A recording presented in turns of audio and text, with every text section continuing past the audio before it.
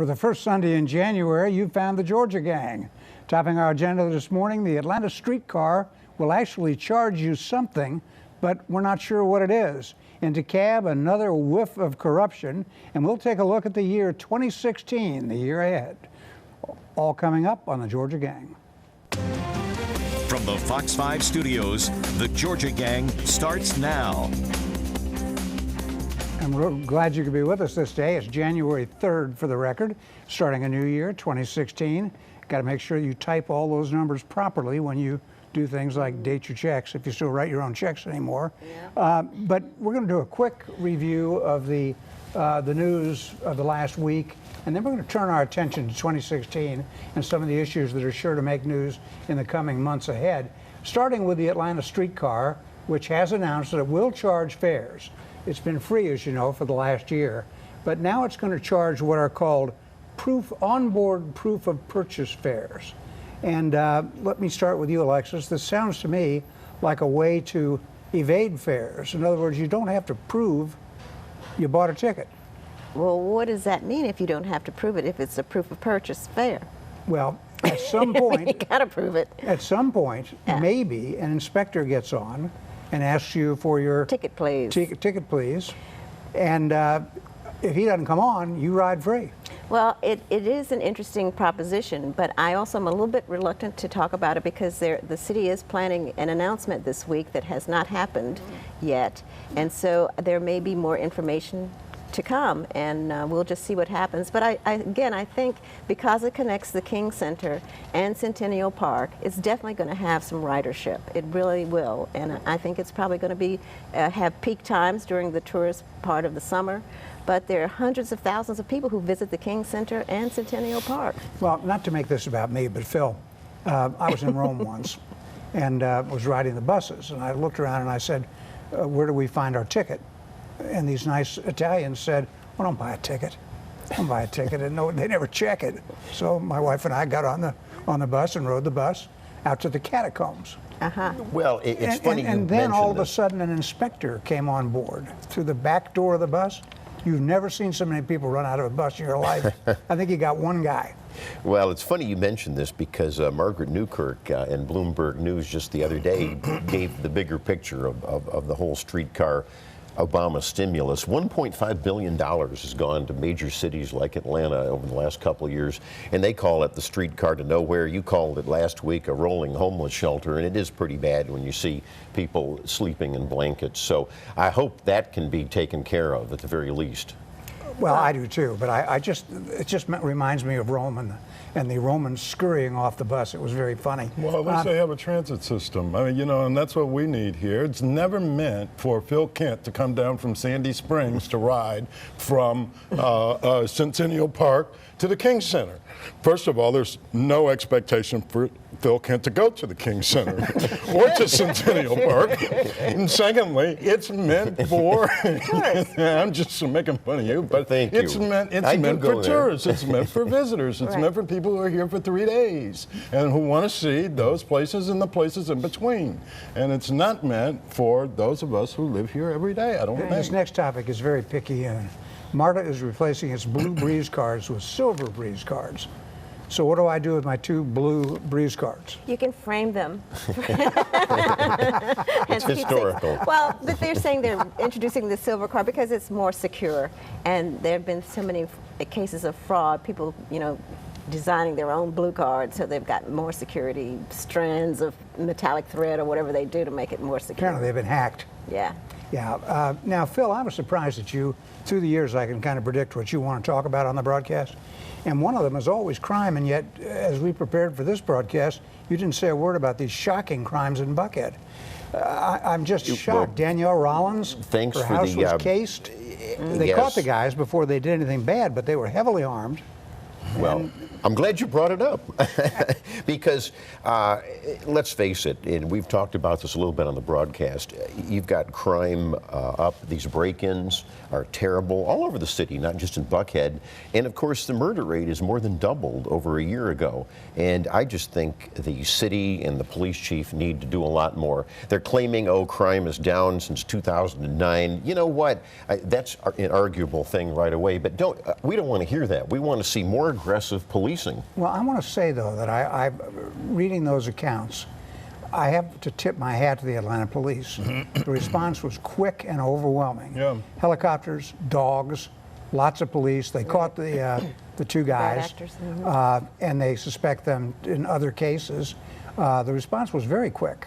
And so I guess, as one of the victims said, if we just work with the police, maybe we can get something done here. That's exactly right. I think that's true of folks all over the city. If But they people work in with- Buckhead are Well, kind of it's not. sitting It's ducks. not true of people all over the city. That was a high-profile case, and the media, when the media gets on it, you can be sure the police I are on think it. that But when there's you've a got lot of people communities- that are very frustrated. Yeah, there are. That they don't have There are. the You're police right. come. But I think that when you've got communities that work well with the police and they know who their police officers are, who are patrolling their neighborhoods, you get better police. You get better police. All right, let's protection. let's change the subject to DeKalb County. Sadly, we always end up in DeKalb County. And this last week, the chief of staff to interim CEO Lee May has resigned under cloudy circumstances, apparently accused of, not yet legally accused of, but suspected of letting a contract to a guy who is now a convicted felon, Jerry Gray. Edmund Richardson was the chief of staff. He'd run for office a few years ago, Jeff. I think it's just crazy. It's just all part of the same pattern. Well, you know, we've seen that. I know you're also going to talk about the DeKalb Chamber, and we've just got a lot of different things, different moving pieces out there. We've got a lawsuit. One of the commissioners is suing, declaring that the ethics board is unconstitutional.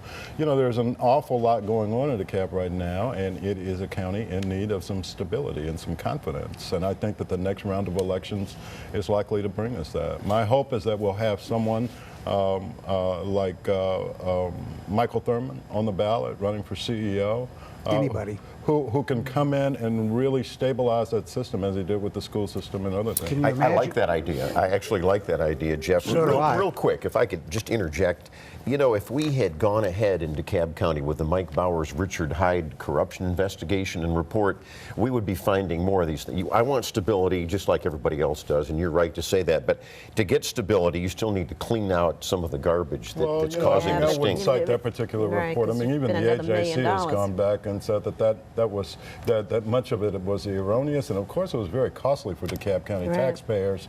And it was one Well, of the problems. they were being blocked, I though, think that it was, Jeff. I don't They know were that it being was blocked. erroneous. They were being blocked. They were being blocked. Lee May wouldn't let them do some of the things they wanted to do. Some of the claims that were made in the report were simply untrue about Lee May and his spending and things of that sort. And the AJC came back and made that clear. My point is, I think, from my standpoint, that was one of the things that was wrong in 2015 in DeKalb County that should not have happened. There have been a lot of them, but if we could get some capable, stable leadership, But I Jeff, think we can turn this ship of state We around. had no assurance the DA would do his job. He has not looked into those cases. It was left to Bowers and Hyde to do that. The DA is defending his own but it's spending not, practices. and I don't think that it's a Bowers Hyde kind of thing for him to do. It I agree. needs to go to the Attorney General. We have a district attorney District in DeKalb attorney. County who needs to be investigated and has been prosecuting people for offenses that seem to pale in comparison to his own. We gotta get out. And it seems to me that there's only one person who can do that, and that's the Attorney General of the state of Georgia. We've got to get out. We should. Jeff, you mentioned it. I'll mention it very quickly. We learned this past week that the DeKalb Chamber of Commerce was running political accounts for more than just two commissioners and a former commissioner. We learned this week that Commissioner Larry Johnson and State Representative Darshan Kendrick also had accounts at the chamber. We don't know what money was flowing through those accounts or to whom, but that story still has a great deal of potential. And also, last thought on this, can you imagine a DeKalb County CEO race between Michael Thurman and Vernon Jones? Oh, there's one for the books. All right, when we return, we're going to look ahead to 2016, starting with education reform. Stay with us.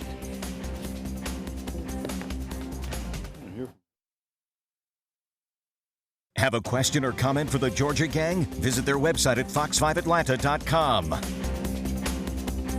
As many of you know, the General Assembly runs in 2-year cycles, and so it takes a while for ideas to percolate, get circulated. There are study commissions and all that. And quietly last year, Governor Deal appointed a blue ribbon education commission to look at how we pay for education and whether the formula from QBE in 1983 might be obsolete.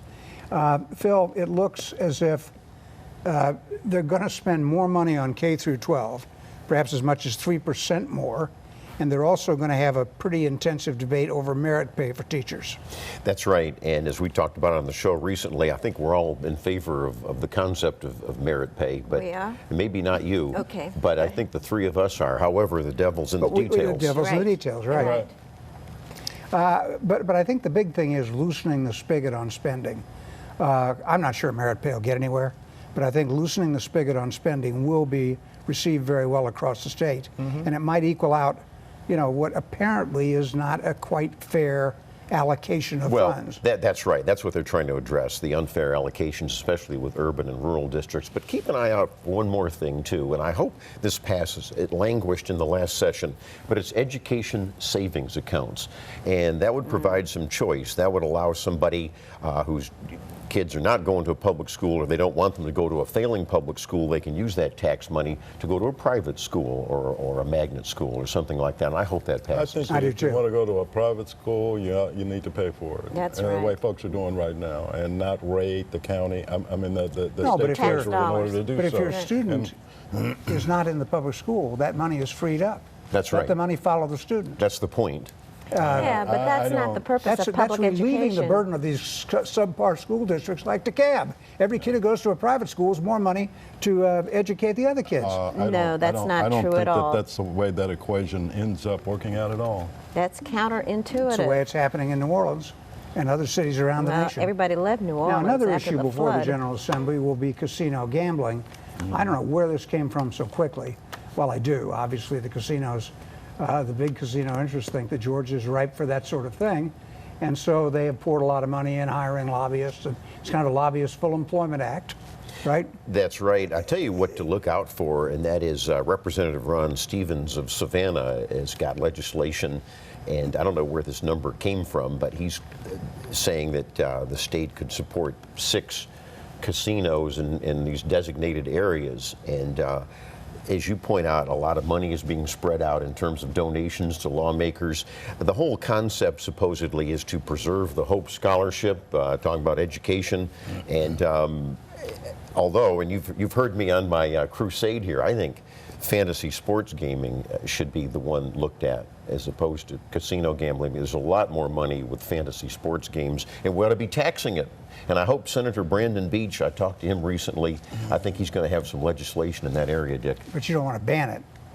No, I want it taxed. Yeah, they Because did. I think it's fun. They banned it in, was it New York? Well, they did ban it, Alexis, you're right, in New York. And the argument there is, and I don't know what Sam Owens is going to say, our Attorney General, but under our Constitution, the only quote-unquote gambling and gaming allowed is through the lottery. Right. And, of course, this isn't connected with the lottery. So, yeah, there could be a legal issue here. Well, I think, if there is money to be gained for the state coffers, they should look into that.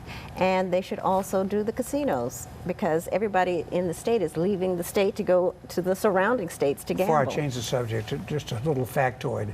The amount of money spent by FanDuels and fantasy DraftKings exceeded the entire advertising budgets of all the automakers in the United States. Whoa. Yeah, that's some heavy It's an advertising. amazing, it's an unregulated industry. And it needs to be regulated. And at this point, I mean, the point at which Georgia is in a place legislatively to accept casinos, I just think it's going to be so played out. You're going to have a casino in every state, every hamlet, all over the nation. You almost do already. Yep. We're going to be too late to that game. I would point out real quickly, though, that the legislation would be a constitutional amendment which requires 2/3 of each chamber of the General Assembly, and then it would be a local option. If it goes to Augusta or Atlanta, the voters would still have to say yes or no. Okay, now one more topic. We kind of beat this one to death, really, and that's the Religious Freedom Restoration Act. I don't think we need to say much more about it today. It's going to be a real bone of contention before the General Assembly, basically as to whether or not homosexuals believe they're discriminated against. It's already federal law, passed in 1993 and signed by Bill Clinton. So but why do you we're going need to a take it state up in law? the General Assembly. This one is a kind of a amigo. My eyes glaze over, but it's important, and that's certificates of need for hospitals.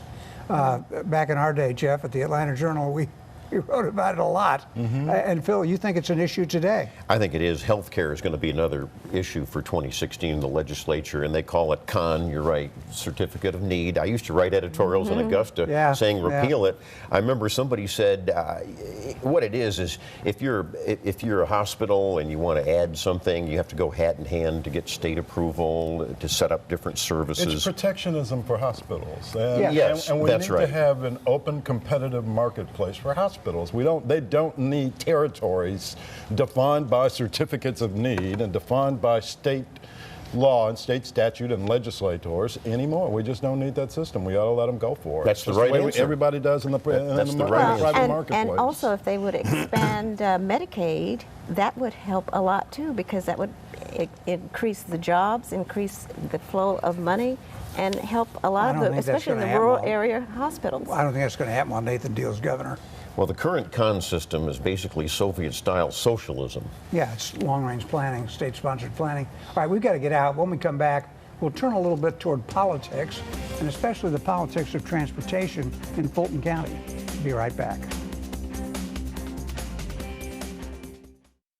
Have a question or comment for the Georgia Gang? Visit their website at fox5atlanta.com. Okay, we're adjusting on the fly here.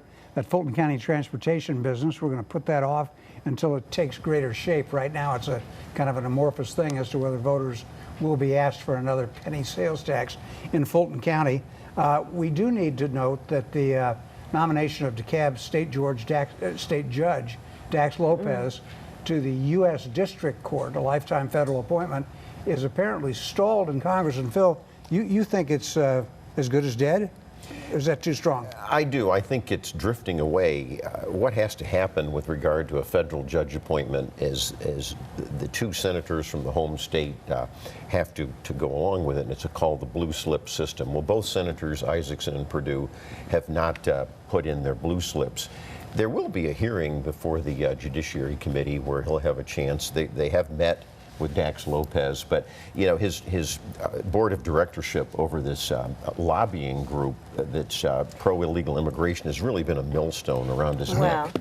Well, maybe the president should show him who's boss and just make a recess appointment. Right, exactly. And also, Well, this is an Obama election. breaks the law every day. Why not? Yeah, go ahead. That is not breaking the law. A recess appointment That is is- a common practice among Actually, many the Supreme presidents. Supreme Court slapped Obama down on his recess Exactly, appointments exactly. just this last Under year. Republican presidents, it's never been against the It's law. never Did you been a know? Did you problem. know the Supreme Court? And beyond that, ruled no, Johnny you can't do Isaacson that. isn't he being re-elected or have an opportunity to be elected this year, right? In 2016? He's up for re-election. So that's why he doesn't want to have his name on supporting someone who has this little bit of controversy among Well, there's right another wing in his political party. aspect real quickly, and that is in the last year of George W. Bush's term, the Democrats stopped all Republican judicial Right. appointments. And if the Republicans want to, play a little hardball, it's a year to go. Stop all Obama appointments. That's true. I'm surprised they haven't. Boy, frankly. that's good government, isn't it? It's really, that's what Well, the that's problem is, great. It's right? called what's been That's going what you're on. recommending? It's what we have today. You loved it when the Democrats did it. You didn't have a problem when your No, party no, did it. I don't have a It's- party. Now the It's governor not good is at thrown all. in,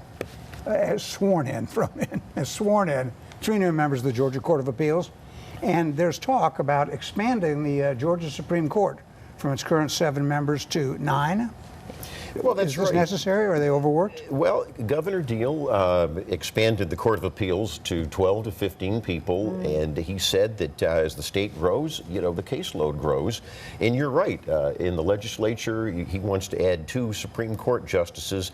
And of course, from a conservative constitutionalist point of view, There you this is go. great. It's fine. We're finally getting the courts tilted toward constitutional rule. It'd be the Supreme Court. It'd be the first time GOP appointees would be in the majority. Well, it's the same matter we just got through discussing in the other just a minute ago about the federal level, and it's just who gets to appoint the judges. And so it appears that this current governor is trying to stack the deck a little bit. I think they call it court packing. Is Yeah. that what you're Well, recommending? You know, again, you never had a problem when the Democratic governors did this for They 100 never did. years. They never expanded the court. They appointed. They appointed. Now they still have to stand for election. Let's tell the viewers Except that. they don't.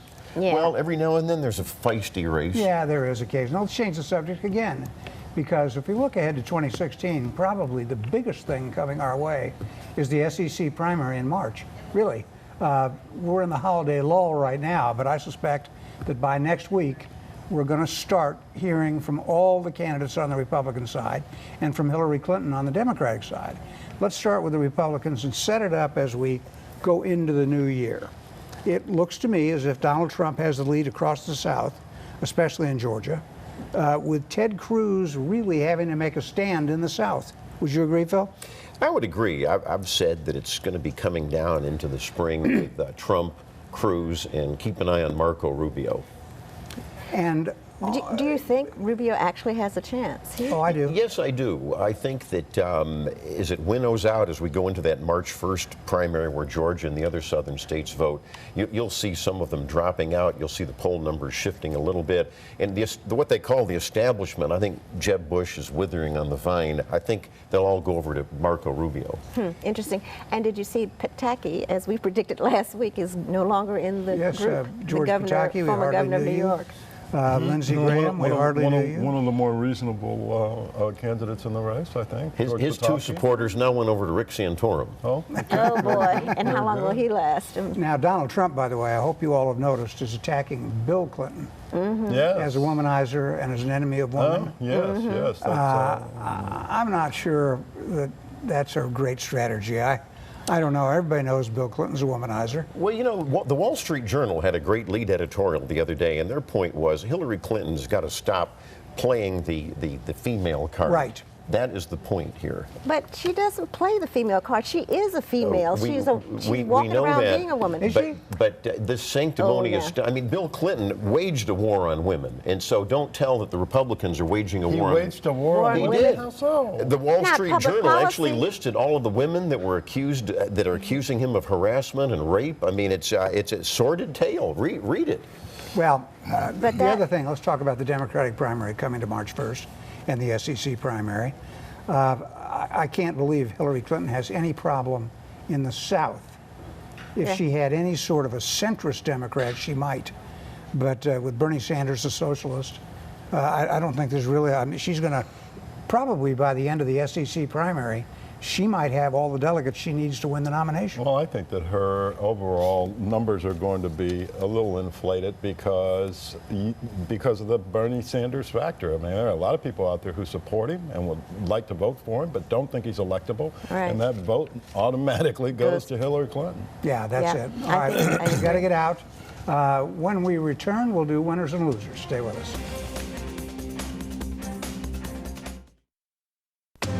Time now for the week's winners and losers. And we can do winners and losers for the week or the year. Your pick. You go ahead, Phil. Well, I'm going to make Governor Deal the winner for the past year, especially with the economy and job growth that he's presiding over with his economic team.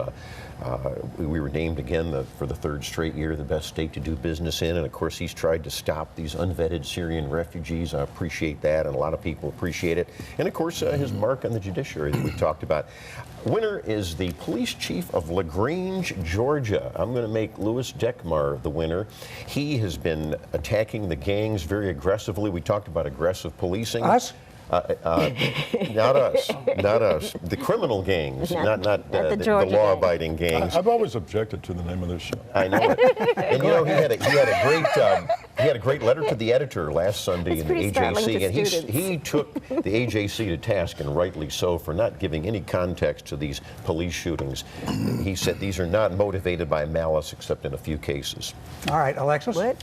Oh, okay. I'm going to salute the Peach Bowl, which is an annual bowl here in Atlanta, but all for their good work for the Atlanta public school system. They are donating $200,000 to about 135 teachers who applied for grants and projects, and they're being awarded as a result of this game that's here in town. And then Hartsfield-Jackson Airport had its 100 millionth passenger this past week. So that's pretty amazing. And that's just for this 1 year, right? Yeah, and the guy got a car. Yeah, That's and pretty cool. 2 You got a round-trip car. tickets to anywhere. All right, Jeffrey, what do you have? I think the City of Atlanta and the Atlanta City Council and the mayor are all winners. The City of Atlanta is a mayor under the mayor and the Atlanta City Council. They've done a great job.